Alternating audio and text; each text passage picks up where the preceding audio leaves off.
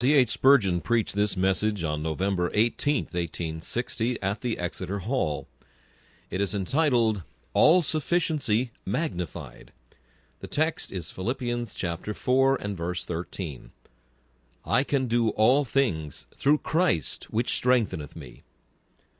The former part of the sentence would be a piece of impudent daring without the latter part to interpret it.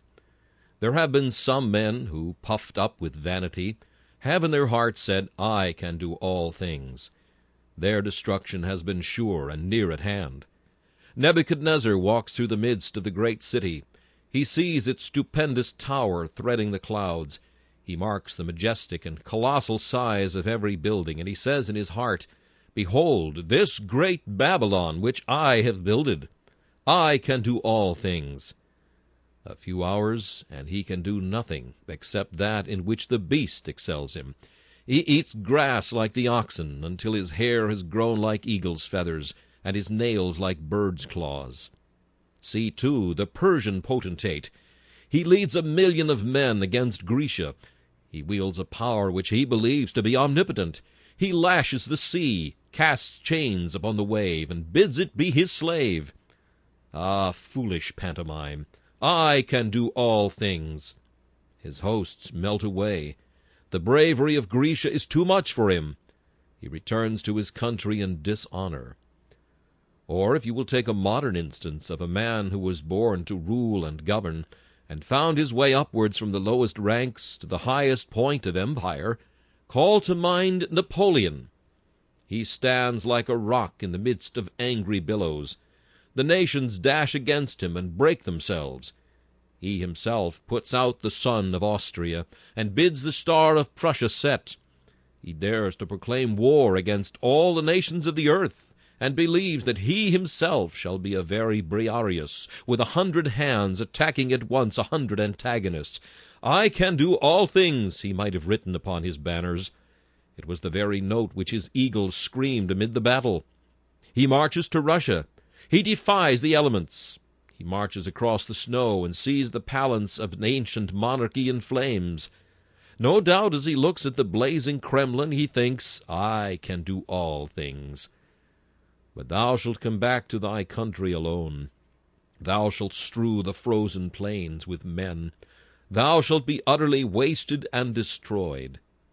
Inasmuch as thou hast said, I propose and dispose too, lo, Jehovah disposes of thee, and puts thee from thy seat, seeing thou hast arrogated to thyself omnipotence among men. And what shall we say to our apostle, little in stature, stammering in speech, his personal presence weak, and his speech contemptible, when he comes forward and boasts, I can do all things? O impudent presumption! What canst thou do, Paul? The leader of a hated sect, all of them doomed by an imperial edict to death. Thou who darest to teach the absurd dogma that a crucified man is able to save souls, that he is actually king in heaven and virtually king in earth. Thou sayest, I can do all things. What? Has Gamaliel taught thee such an art of eloquence, that thou canst baffle all that oppose thee? What? Have thy sufferings given thee so stern a courage that thou art not to be turned away from the opinions which thou hast so tenaciously held? Is it in thyself that thou reliest? No. I can do all things, saith he, through Christ which strengtheneth me. Looking boldly around him, he turns the eye of his faith humbly towards his God and Savior Jesus Christ, and dares to say, not impiously nor arrogantly, yet with devout reverence and dauntless courage, I can do all things through Christ which strengtheneth me. My brethren, when Paul said these words, he meant them. Indeed, he had to a great measure already proved the strength of which he now asserts the promise. Have you never thought of how varied were the trials, and how innumerable the achievements of the Apostle Paul? Called by grace in a sudden and miraculous manner, immediately, not consulting with flesh and blood, he essays to preach the gospel he has newly received. Anon he retires a little while, that he may more fully understand the word of God. when from the desert of Arabia, where he has girded his loins and strengthened himself by meditation and personal mortification, he comes out, not taking counsel with the apostles, nor asking their guidance or their approbation, but at once, with singular courage, proclaiming the name of Jesus, and protesting that he himself also is an apostle of Christ. You will remember that after this, he undertook many difficult things. He withstood Peter to the face. No easy task with a man so bold and so excellent as Peter was.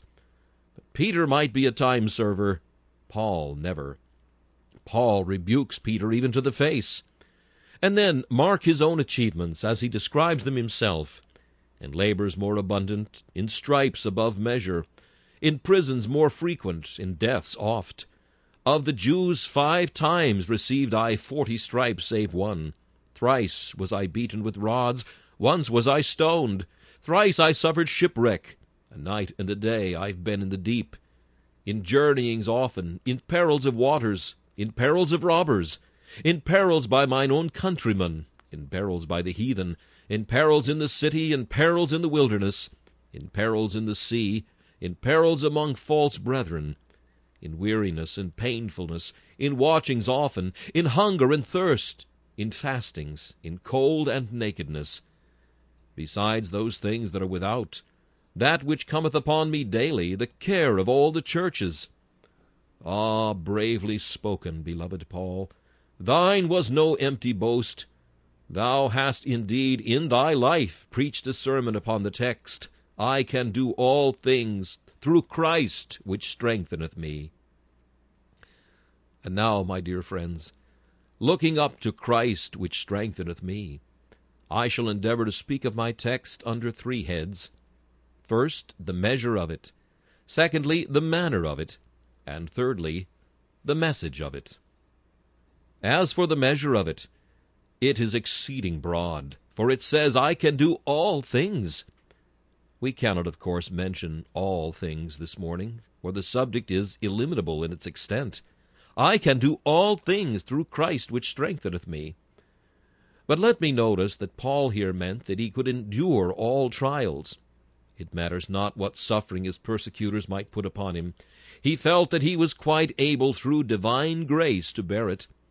And no doubt, though Paul had seen the inside of almost every Roman prison, yet he had never been known to quake in any one of them. Though he understood well the devices which Nero had invented to put torment upon Christians, though he had heard, doubtless in his cell, of those who were smeared with pitch and set on fire in Nero's gardens to light his festivities, though he had heard of Nero's racks and chains and hot pincers, yet he felt persuaded that rack and pincers and boiling pitch would not be strong enough to break his faith. I can endure all things, he says, for Christ's sake. He daily expected that he might be led out to die, and the daily expectation of death is more bitter than death itself. For what is death? It is but a pang, and it is over. But the daily expectation of it is fearful. If a man fears death, he feels 1,000 deaths in fearing one. But Paul could say, I die daily. And yet he was still steadfast and immovable in the hourly expectation of a painful departure. He was ready to be offered up and made a sacrifice for his Master's cause. Every child of God by faith may say, I can suffer all things. What though today we be afraid of a little pain? Though perhaps the slightest shooting pang alarms us, yet I do not doubt, if days of martyrdom should return, the martyr's spirit would return with martyr's trials. If once more Smithfield's fires needed victims, there would be victims found innumerable. Holocausts of martyrs would be offered up before the shrine of truth. Let us be of good courage under any temptation or suffering we may be called to bear for Christ's sake, for we can suffer it all through Christ who strengtheneth us. Then Paul meant also that he could perform all duties. Was he called to preach? He was sufficient for it through the strength of Christ. Was he called to rule and govern in the churches? To be, as it were, a traveling overlooker and bishop of the flock? He felt that he was well qualified for any duty which might be laid upon him, because of the strength which Christ would surely give. And you too, my dear brother, if you are called this day to some duty which is new to you, be not behind the apostle, but say, I can do all things through Christ which strengtheneth me. I have seen the good man disappointed in his best hopes, because he hath not won the battle in the first charge, laying down his arms, and saying, I feel that I can do no good in this world. I have tried, but defeat awaits me. Perhaps it were better that I should be still and do no more. I have seen the same man, too, for a while lie down and faint, because, said he, I have sown much, but I have reaped little. I have strewed the seed by handfuls, but I have gathered only here and there an ear of precious grain. Oh, be not a craven. Play the man. Christ puts his hand upon thy loins today, and says, Up and be doing. And do thou reply, Yea, Lord, I will be doing, for I can do all things through Christ which strengtheneth me. I am persuaded there is no work to which a Christian can be called, for which he will not be found well qualified. If his master should appoint him to a throne, he should rule well. Or should he bid him play the menial part, he would make the best of servants. In all places and in all duties, the Christian is always strong enough, if the Lord his God be with him. Without Christ he can do nothing, but with Christ he can do all things. This also is true of the Christian's inward struggles with his corruptions. Paul, I know, once said, O wretched man that I am, who shall deliver me from the body of this death? But Paul did not stay there. His music was not all in a minor key. Right quickly he mounts the higher chords and sings, But thanks be to God, who giveth us the victory through our Lord Jesus Christ. I may be addressing some Christians who have naturally a very violent temper, and you say you cannot curb it. You can do all things through Christ which strengtheneth us. I may be speaking to another who has felt a peculiar weakness of disposition, a proneness to be timid and yielding. My brother, you shall not disown your Lord, for through Christ that strengtheneth thee, the dove can play the eagle. Thou who art timid as a lamb can be mighty and courageous as a lion. There is no weakness or evil propensity which the Christian cannot overcome. Do not come to me and say, I have striven to overcome my natural slothfulness, but I have not been able to do it. I do avow, brother, that if Christ hath strengthened you, you can do it. I don't believe there exists anywhere under heaven a more lazy man than myself, naturally. I would scarce stir if I had my will. But if there be a man under heaven who works more than I do, I wish him well through his labors. I have to struggle with my sloth, but through Christ who strengtheneth me, I overcome it. Do not say thou hast a physical incapacity for strong effort. My brother, thou hast not. Thou canst do all things through Christ who strengtheneth thee. A brave heart can master even a sluggish liver. Often do I find brethren who say, I hope I am not too timid or too rash in my temper, or that I am not idle. But I find myself inconstant. I cannot persevere in anything. Oh, my dear brother, thou canst. You can do all things through Christ who strengtheneth you. Do not sit down and excuse yourself by saying, another man can do this, but I cannot. The fact is, I was made with this fault. It was in the mold originally, and it cannot be got rid of. I must make the best I can of it.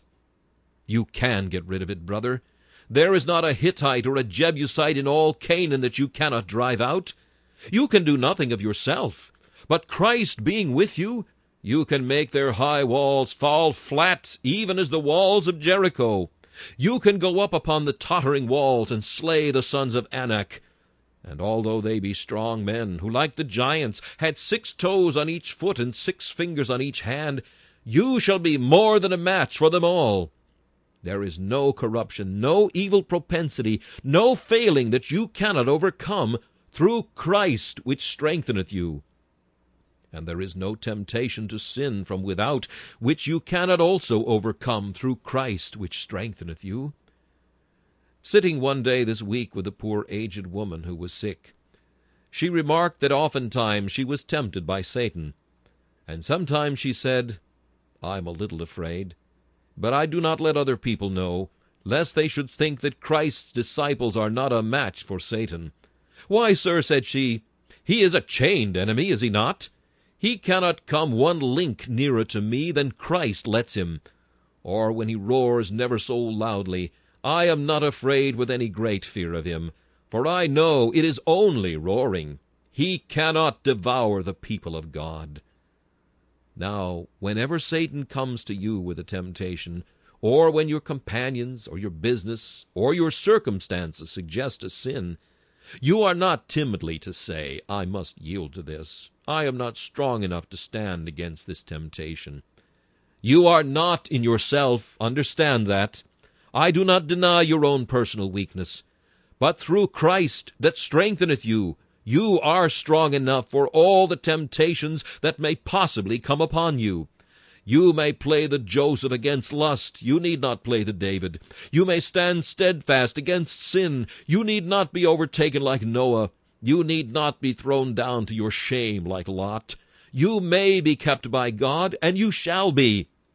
Only lay hold on that divine strength, and if the world, the flesh, and the devil should beleaguer and besiege you day after day, you shall stand not only a siege as long as the siege of old Troy, but 70 years of siege shall you be able to stand, and at last to drive your enemies away in confusion, and make yourselves rich upon their spoils. I can do all things through Christ, which strengtheneth me. Though I despair of explaining the measure of my text, so as to classify even the 10th part of all things, let me make one further attempt. I have no doubt the apostle specially meant that he found himself able to serve God in every state. I know how to be abased, and I know how to abound. Everywhere and in all things I am instructed to be full and to be hungry, both to abound and to suffer need. Some Christians are called to sudden changes, and I have marked many of them who have been ruined by their changes. I have seen the poor man exceedingly spiritual-minded. I have seen him full of faith with regard to divine providence, and living a happy life upon the bounty of his God, though he had but little. I have seen that man acquire wealth, and I have marked that he was more penurious, that he was, in fact, more straitened than he was before. He had less trust in God, less liberality of soul. While he was a poor man, he was a prince in a peasant's garb. When he became rich, he was poor in a bad sense, mean in heart, with means in hand. But this need not be. Christ strengthening him, a Christian is ready for all places. If my master were to call me this day from addressing this assembly to sweep a street crossing, I know that I should not feel very contented with my lot for a while, but I do not doubt that I could do it through Christ that strengtheneth me. And you who may have to follow some very humble occupation, you have had grace enough to follow it, and to be happy in it, and to honor Christ in it. I tell you, if you were called to be a king, you might seek the strength of Christ, and say in this position too, I can do all things through Christ which strengtheneth me. You ought to have no choice as to what you shall be. The day when you gave yourself up to Christ, you gave yourself up wholly to Him, to be His soldier. And soldiers must not be choosers. If they are called to lie in the trenches, if they are bidden to advance under a galling fire, they must do it. And so must you, feeling that whether He bids you do one thing or another, in all states and in all circles, you can do what God will have you do, for through Him you can do all things. To conclude upon this point, let me remind you that you can do all things with respect to all worlds. You are here in this world, and can do all things in respect to this world. You can enlighten it. You can play the Jonah in the midst of this modern Nineveh. Your own single voice may be the means of creating a spiritual revival. You can do all things for your fellow man. You may be the means of uplifting the most degraded to the highest point of spiritual life.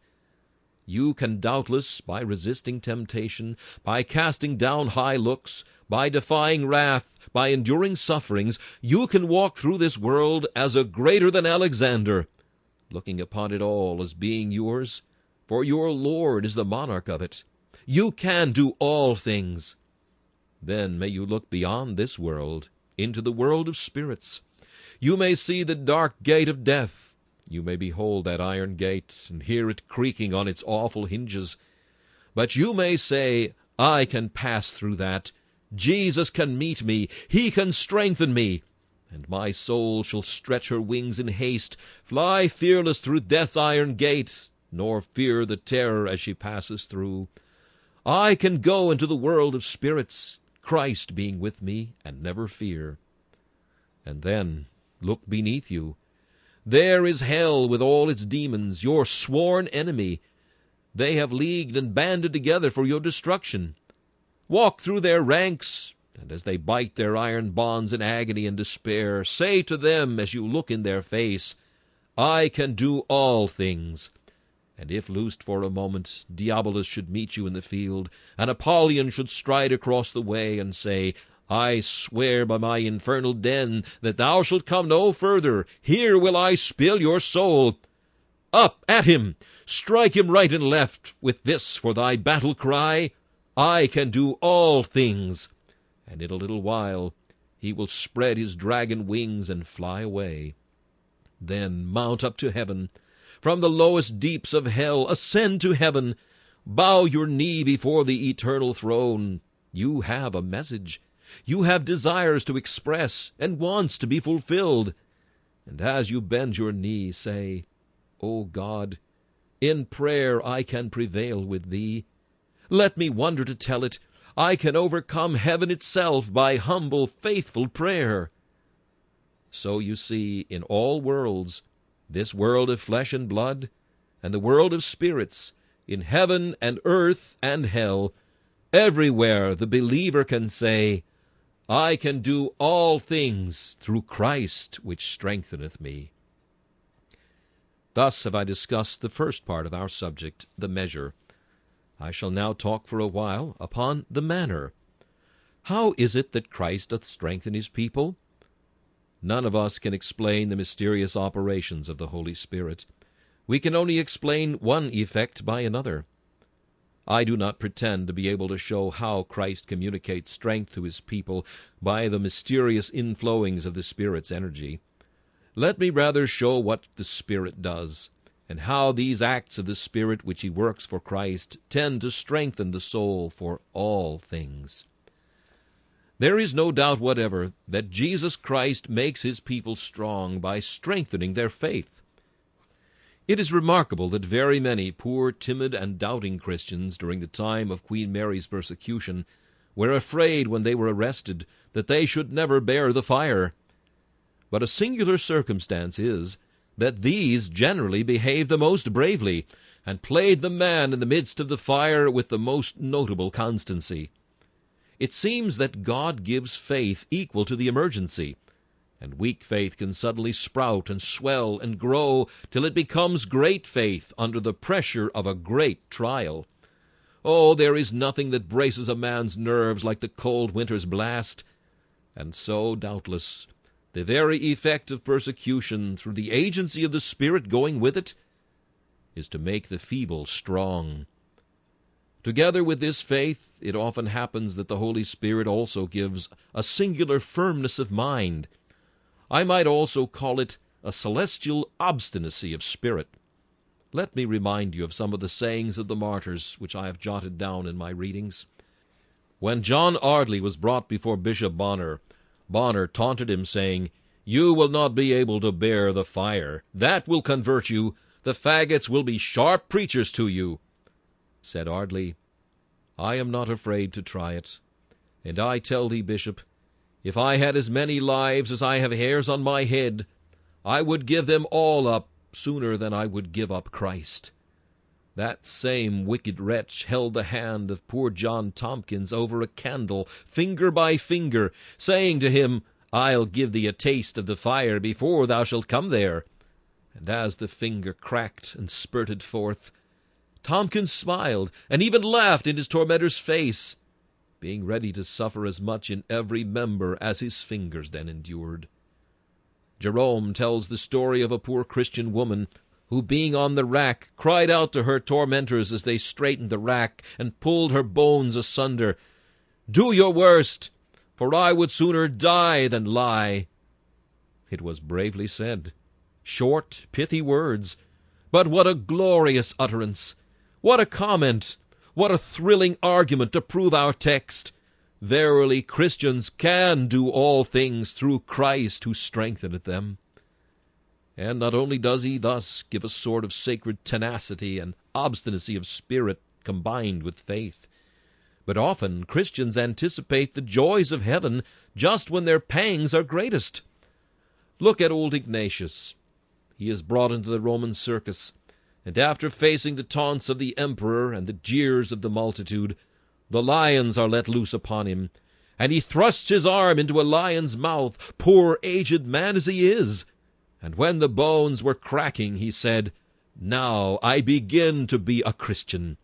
Begin to be a Christian, as if he had never come near to his master till the time when he came to die.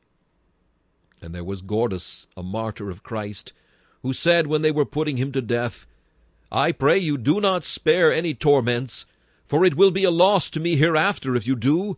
Therefore inflict as many as you can. What but the singular joy of God poured down from heaven, what but some singular vials of intense bliss could have made these men almost sport with their anguish? It was remarked by early Christians in England that when persecution broke out in Luther's days, John and Henry, two Augustine monks, the first who were put to death for Christ in Germany, died singing. And Mr. Rogers, the first put to death in England for Christ, died singing too, as if the noble army of martyrs marched to battle with music in advance. Why, who would charge in battle with groans and cries? Do not they always sound the clarion as they rush to battle? Sound the trumpet and beat the drums. Now the conquering hero comes. Indeed, comes face to face with death, face to face with pain. And surely they who lead the van in the midst of such heroes should sing as they come to the fires. When good John Bradford, our London martyr, was told by his keeper that he was to be burned on the morrow, he took off his cap and said, I heartily thank my God. And when John Noyes, another martyr, was just about to be burned, he took up a faggot and kissed it, and said, Blessed be God, that he has thought me worthy of such a high honor as this. And it is said of Rowland Taylor that when he came to the fire, he actually, as I think Fox says in his monuments, fetched a frisk, by which he means he began to dance when he came to the flames at the prospect of the high honor of suffering for Christ. But in order to enable his people to do all things, Christ also quickens the mental faculties. It is astonishing what power the Holy Spirit can bestow upon the mind of men. You will have remarked, I do not doubt, in the controversies which the ancient confessors of the faith have had with heretics and persecuting kings and bishops, the singular way in which poor illiterate persons have been able to refute their opponents. Jane Boucher, our glorious Baptist martyr, the Maid of Kent, when she was brought before Cranmer and Ridley, was able to nonplus them entirely. Of course, we believe part of her power lay in the goodness of the subject. For if there be a possibility of proving infant baptism by any text in the Bible, I am sure I am not aware of the existence of it. Popish tradition might confirm the innovation, but the Bible knows no more of it than the baptism of bells and the consecration of horses. But, however, she answered them all with a singular power, far beyond what could have been expected of a countrywoman. It was a singular instance of God's providential judgment that Cranmer and Ridley, 2 bishops of the church who condemned this Baptist to die said when they signed the death warrant that burning was an easy death, and they had themselves to try it in after days, and that maid told them so. She said, "I am as true a servant of Christ as any of you, and if you put your poor sister to death, take care lest God should let loose the wolf of Rome on you, and you have to suffer for God too." How the faculties were quickened to make each confessor seize every opportunity to avail himself of every mistake of his opponent, and lay hold of texts of Scripture which were as swords to cut in pieces those who dared to oppose them, is really a matter for admiration. Added to this, no doubt, also, much of the power to do all things lies in the fact that the Spirit of God enables the Christian to overcome himself. He can lose all things because he's already prepared to do it. He can suffer all things because he does not value his body as the worldling does. He can be brave for Christ because he has learned to fear God and therefore has no reason to fear man. A healthy body can endure much more fatigue and can work much more powerfully than a sick body. Now Christ puts the man into a healthy state, and he is prepared for long injuries, for hard duties, and for stern privations. Put a certain number of men in a shipwreck. The weak and feeble shall die. Those who are strong and healthy, who have not by voluptuousness become delicate, shall brave the cold and rigors of the elements, and shall live. So with the quickened yet feeble professor. He shall soon give way under trial. But mature Christians, the strong, temperate man, can endure fatigues, can perform wonders, can achieve prodigies, because his body is well disciplined, and he has not permitted its humors to overcome the powers of the soul. But observe that our text does not say, "I can do all things through Christ which has strengthened me." It is not past, but present strength that we want. Some think that because they were converted 50 years ago, they can do without daily supplies of grace. Now the manna that was eaten by the Israelites when they came out of Egypt must be renewed every day, or else they must starve. So it is not your old experiences, but your daily experiences, not your old drinkings at the well of life, but your daily refreshings from the presence of God that can make you strong to do all things. But now I come to the third part of my discourse, which is the message of the text. I can do all things through Christ which strengtheneth me. 3 distinct forms of the message. First, a message of encouragement to those of you who are doing something for Christ, but who begin to feel painfully your own inability. Cease not from God's work because you are unable to perform it of yourself. Let it teach you to cease from yourself, but not from your work. Cease ye from man, whose breath is in his nostrils, but cease not to serve your God. But the rather in Christ's strength do it with greater vigor than before. Remember Zerubbabel. A difficulty is in his path, like a great mountain. But he cries, "Who art thou, great mountain? Before Zerubbabel thou shalt become a plain." If we did but believe ourselves great things, we should do great things. Our age is the age of littlenesses, because there's always a clamor to put down any gigantic idea. Everyone praises the man who has taken up the idea and carried it out successfully. But at the first he has none to stand by him. All the achievements in the world, both political and religious, at any time, have been begun by men who thought themselves called to perform them, and believed it possible that they should be accomplished. A parliament of wiseacres would sit upon any new idea, sit upon it indeed, yes, until they destroyed it utterly. They would sit as a coroner's inquest, and if it were not dead, they would at least put it to death while they were deliberating thereon. The man who shall ever do anything is the man who says, "This is a right thing. I am called to do it. I will do it. Now then, stand up, all of you, my friends or my foes, whichever you will. It is all the same. I have God to help me, and it must and shall be done.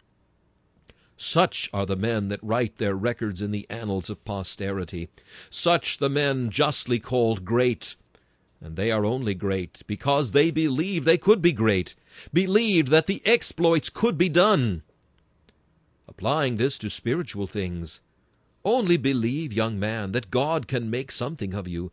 Be resolved that you will do something somehow for Christ, and you will do it. But do not go driveling through this world saying, I was born little. Of course you were.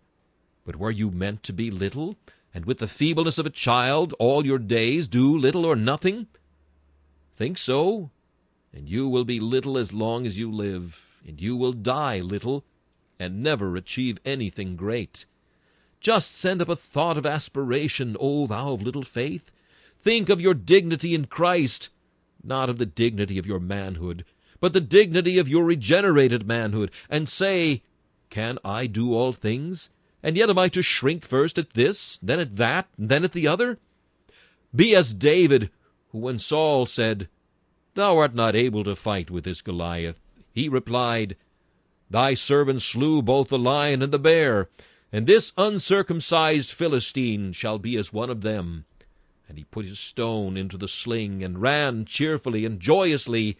So Goliath fell, and he returned with the bloody dripping head. You know his brothers said at first, Because of thy pride and the naughtiness of thy heart, to see the battle art thou come. All our elder brethren say that to us if we begin anything. They always say it is the naughtiness of our heart and our pride. Well, we don't answer them.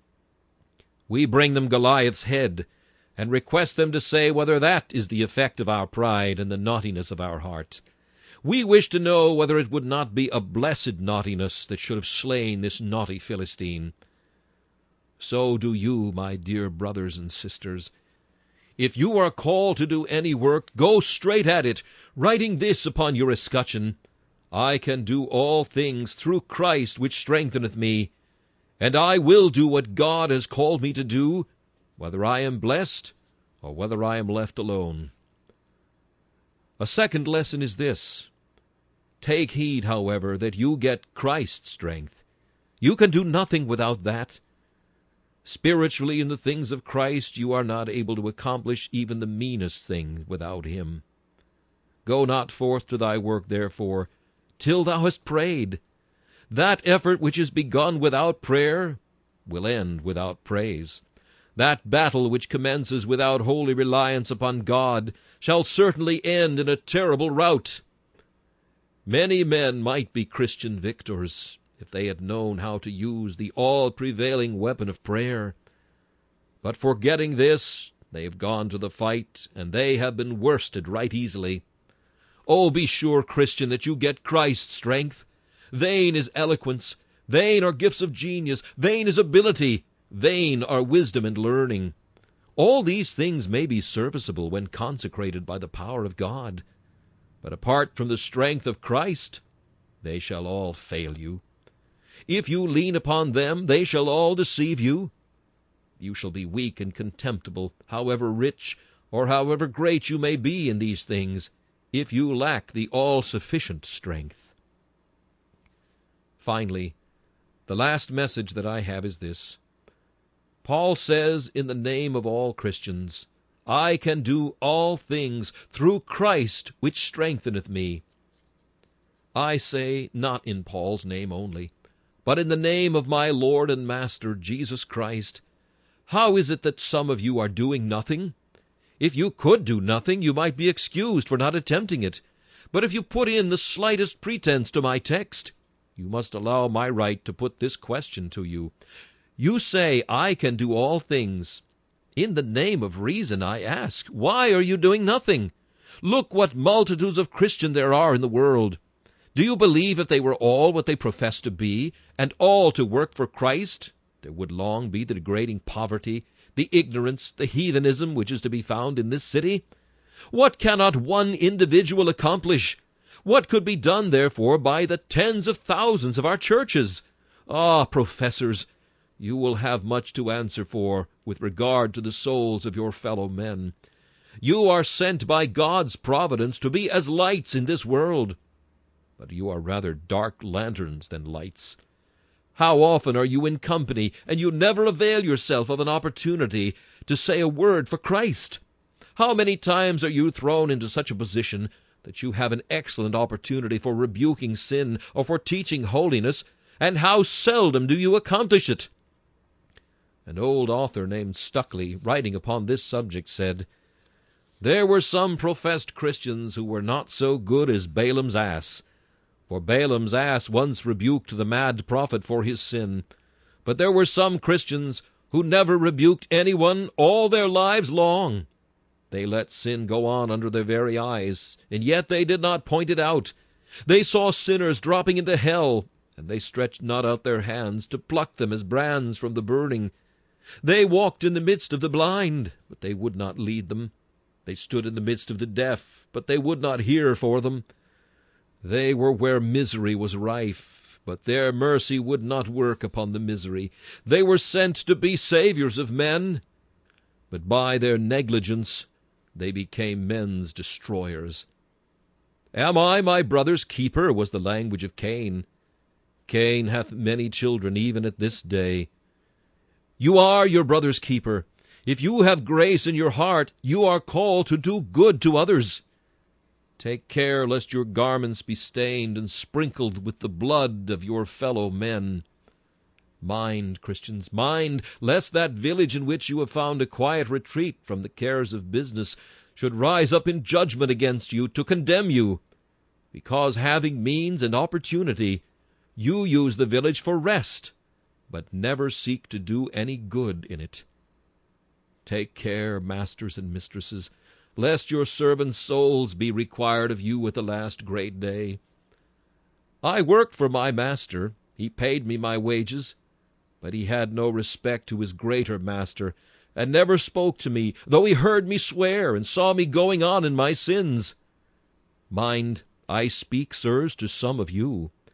I would I could thrust a thorn into the seat where you are now sitting, and make you spring for a moment to the dignity of a thought of your responsibilities. Why, sirs, what has God made you for? What has he sent you here for? Did he make stars that should not shine, and suns that should give no light, and moons that should not cheer the darkness? Hath he made rivers that shall not be filled with water, and mountains that shall not stay the clouds? Hath he made even the forests which shall not give an habitation to the birds? Or hath he made the prairie which shall not feed the wild flocks? And hath he made thee for nothing? Why, man, the nettle in the corner of the churchyard hath its uses, and the spider on the wall serves her Maker. And thou, a man in the image of God, a blood-bought man, a man who is in the path and track to heaven, a man regenerated, twice created, art thou made for nothing at all, but to buy and to sell, to eat and to drink, to wake and to sleep, to laugh and to weep, to live to thyself? Small is that man who holds himself within his ribs. Little is that man's soul who lives within himself. Aye, so little that he shall never be fit to be a compeer with the angels, and never fit to stand before Jehovah's throne. I am glad to see a large proportion of men here. As I always have a very great preponderance of men, therefore I suppose I am warranted in appealing to you. Are there not here those who might be speakers for God, who might be useful in his service? The missionary societies need you, young men. Will you deny yourselves for Christ? The ministry needs you, young men who have talents and ability. Christ needs you to preach his word. Will you not give yourselves to him? Tradesmen, merchants, Christ needs you to alter the strain of business and reverse the maxims of the present day, to cast a healthier tone into our commerce. Will you hold yourselves back? The Sabbath school needs you. 1,000 agencies require you. Oh, if there is a man here today that is going home to his house, and when he gets there will say this afternoon, "Thank God I have nothing to do." And if tomorrow when you come home from your business you say, Thank God, I have no connection with any church. I have nothing to do with the religious world. I leave that to other people. I never trouble myself about that. You need not trouble yourself about going to heaven. You need not trouble yourself about being where Christ is, at least until you can learn that more devoted lesson. The love of Christ constraineth me. I must do something for him. Lord, show me what thou wouldst have me to do, and I will begin this very day. For I feel that through thee, Christ strengthening me, I can do all things. God grant the sinner power to believe on Christ, power to repent, power to be saved. For Christ strengthening him, even the poor lost sinner can do all things. Things impossible to fallen nature can he do, by the enabling of the Spirit and the power of Christ resting on him. This message, All-Sufficiency Magnified, was preached by Charles Haddon Spurgeon on November 18th, 1860. This is Charles Kelsch inviting you to join me again for another message from the Prince of Preachers.